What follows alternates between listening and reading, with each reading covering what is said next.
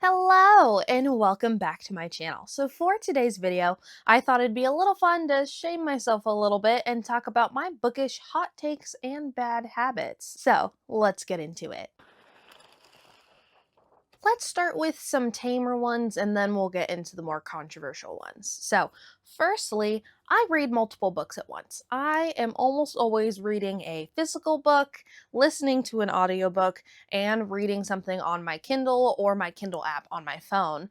And it just depends on what I'm doing. I really enjoy audiobooks for when I'm driving or cleaning, cooking, just general house chores. I love sitting down if I have the time to read a physical book or reading on my Kindle. The other nice thing about my Kindle or reading on the Kindle app on my phone is that it's backlit. So if it's, at night and I can't sleep, I can still read without having to turn on the light, which would then disturb my partner who's sleeping. That leads me to my second point. For physical books, I prefer paperbacks. I love a good, super floppy book. It just feels so comfortable when you're holding it in your hands. I really am not the biggest fan of hardcovers. They're just so bulky, and I love putting my book in my purse when I'm on the go because then if I'm waiting in line somewhere, I'm waiting to meet someone, I can just pull out my book and read a couple pages. But a hardback is going to take up a lot more space and be heavier than a paperback. Now, speaking of hardcovers, I do have a Book of the Month subscription and I love it. But I'm not really good at reading them. If you guys have been following me on my Bookstagram, you'll know that for most of 2024, I was on a self-imposed book buying ban, which was good because it forced me to read a lot more of the books that I owned. But even still, I have actually, let me just show you. I have 18 books from Book of the Month, and actually now I'm thinking about it, I originally had 19, but I gave one of them away because I DNF'd it. But of these 18, I've only read these 8. Should I cancel my subscription? Probably. Am I going to? No. Oh God, it's really intimidating when it. Jeez, Lord, please, no, don't fall. No, it's totally falling. Are you chill? Are you chill?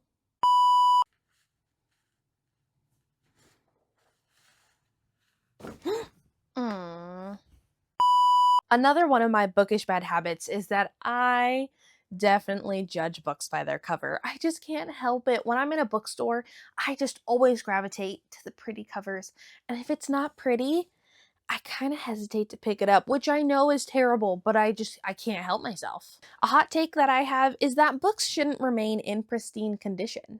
I always break my spines, and as I mentioned, I always put my books in my purse, so they tend to get a little beat up. I'll be sad if they get water damage, because that usually ruins the book, but I feel like it's fine if it gets a little worn. At the end of the day, books are made of paper, they're fragile, they're gonna get a little damaged, and I feel like that's okay, because it means that they were loved, that they got read. Here's a good example. This is my copy of Part of Your World, and you can see that the cover, both the spine and the back are all just really worn on the edges, and that's because it was in my purse and it got a little beat up, and that's completely okay because it was read, and this was a really good book. If you guys haven't read it, totally read this one. Going on to my next point here, for some reason, I am absolutely terrible at remembering characters' names. I have no idea why. Maybe it's because I'm not good at remembering people's names in real life. Pretty much as soon as I finish reading the characters' names, they go in my eyeballs and out my ears. I could tell you what happened in the book. I could tell you details about the book and the plot. I couldn't tell you what the main characters' names were, or any side characters, to be completely honest. For example, I have this book here. I read it in 2023, and I really liked this one. It was a single dad nanny romance, and the nanny was on OnlyFans for a little bit, so they had secretly known each other. Really good book. But I couldn't tell you what the male main character, his daughter, or the female main character's names were in this book. I have no idea. Another example is this book. I read this last year and I loved this book. I gave this one 5 stars. Such good character development. It was a really good ending to this trilogy. I think the guy's name was Cal, and I have no idea what the female main character or her daughter's names were. But I could tell you details about the book and the plot and what happened, funny things, things I liked, things I didn't like. But the characters' names? I have no idea. I don't know why I'm like this. Alrighty, let's get into some juicier ones, shall we? I don't care how long or short a chapter is. I've seen on my Bookstagram people, they're like, oh, the chapters in this book, they're way too long. I didn't even realize that was something people had opinions on. I don't really notice what the length of chapters are because I'll just stop reading wherever. I'll stop reading in the middle of a paragraph if, something comes up and I need to stop reading. Because again, a lot of times I'm reading just whenever I find some spare time. So if it's time for me to move up at the grocery line, then I just stop reading. And I didn't know that some people will only stop reading at the end of a chapter. I never really noticed about chapter lengths, and I don't really care. The only time that I notice is if I'm like, "Oh, that chapter was like a page long. Interesting." I've never really noticed, and I don't really have any opinions on it. Alrighty, here's a hot take. Audiobooks count as reading.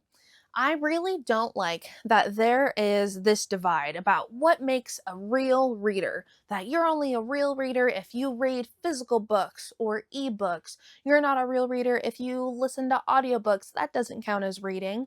Or then I've also seen things where, especially at the end of the year, when everyone's saying how many books they read, when people are like, oh, you didn't actually read 300 books because you listened to most of them on Audible on 2 times speed. Why are we making it so serious? This is a hobby. And I also think it's a touch ableist to say that audiobooks don't count as reading, because what if that person can't read a physical book because they're blind or they have limited vision? Are you saying that they're not allowed to read? They're not allowed to call themselves a reader? Another content creator on here that I really like, I think her name is Lexi. Her username is Newly Nova, and she did a video similar to this a couple months ago where she was reacting to her followers' hot takes, and she was talking about this subject. And she made a good point that I also wanted to bring up, is what if someone is reading via Braille because they're blind or, again, have low or limited vision? Does that not count as reading because they're not actually reading with their actual eyeballs? I don't think that we need to put all these requirements on it. It's meant to be for funsies, and it's meant to be enjoyable. So if you like books, if you like consuming a story that someone wrote, no matter if that's an audiobook or a physical book or however that you consumed that story, you're a reader. And I really don't like that some people get so gatekeepy about it. Again, it's just for funsies. Alrighty, I have saved my potentially most controversial hot take for last, and that is, I kind of like a pregnancy trope when it makes sense. I like a surprise pregnancy trope because it feels realistic, right? How many people do you know who have accidentally got pregnant? I can guarantee you know a couple. Now, I do want to reiterate, I like it when it makes sense, right? It doesn't make sense for every single story. I can think of one that automatically comes to mind that I won't name names because I don't want to spoil it. I try to stay spoiler free here. It was a college sports romance, and the main character, the female main character, she was adopted, and she was saying at least once, I think maybe twice in the book, how she wanted to adopt. And I thought that was really cool. You don't see a lot of adoption in romance books. But then you get to the epilogue and she's like heavily pregnant, about to go on a baby moon because she accidentally got pregnant. I don't like surprise pregnancy tropes in that way because it didn't make sense, right? And it would have been really cool to see more adoption in romance books because that doesn't come up very often unless it's talking about how the main characters have problems with infertility, which, that's also great to have that representation. But some people, they just want to adopt instead of having biological children. And I think that would have been a really cool thing to show in that book, but then they didn't. So that was a bit of a bummer. But for the most part, I like the drama that a surprise pregnancy trope brings. Okie dokie, that is it for today's video. Thank you so much for being here. Let me know in the comments below, what are some of your bookish hot takes and bad habits? And I'll see you guys next Sunday. Bye.